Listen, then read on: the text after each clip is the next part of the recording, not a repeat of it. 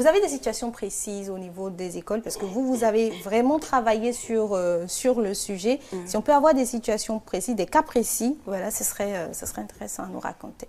Oui, dans les écoles, j'ai découvert que la tontine sexuelle pouvait avoir plusieurs formes. Il y a une forme où c'est des élèves de sexe masculin qui se mettent ensemble. Donc ils forment un groupe, ils se connaissent très bien, ils sont dans la même classe, ou soit ils sont du même établissement scolaire et de différentes classes. Ils se choisissent par affinité.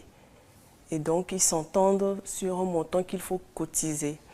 Et quand ils cotisent le montant, on désigne qui sera de tour. Donc c'est un calendrier qui est bien établi, comme les tontines que nous faisons.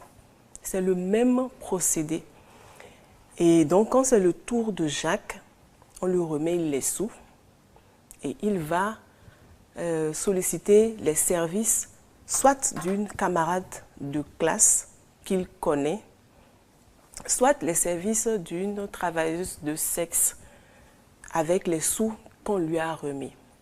Ça peut être aussi un groupe de garçons élèves et un groupe de filles élèves qui se connaissent également très bien. Et ils se mettent ensemble, ça peut être de manière physique ou via le téléphone portable.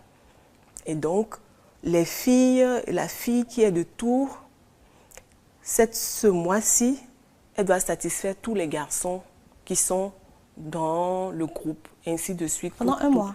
Oui, pour toutes les filles. Ça dépend de comment exactement, de comment est-ce que chaque groupe s'organise pour le faire. Ça peut être également un groupe de tontines qui n'est pas du tout dans l'établissement, dans lequel les élèves se retrouvent. Donc, c'est-à-dire, il y a des différents profils. Il y a des élèves et il y a des personnes adultes. Et donc, on respecte les règlements du groupe parce que dès que vous souhaitez entrer dans le groupe, vous devez passer par quelqu'un qui est déjà dans la tontine sexuelle. Un exemple, avec une fille, quand elle se fait draguer par un élève de sa classe ou de son établissement scolaire, elle se dit, mais qu'est-ce qu'il va me donner? Même si je vais avec lui, j'aurai quoi? Mais si je l'amène à entrer dans la tontine sexuelle, j'aurai un bon pactole puisque il y a une cotisation qui est payée, il y a une part qui me revient et donc je ferai tout pour la mener dans le groupe. Donc c'est comme ça qu'elle va faire le recrutement du sexe opposé. Mais le recrutement de ses camarades, c'est sa manière de s'habiller, sa manière de...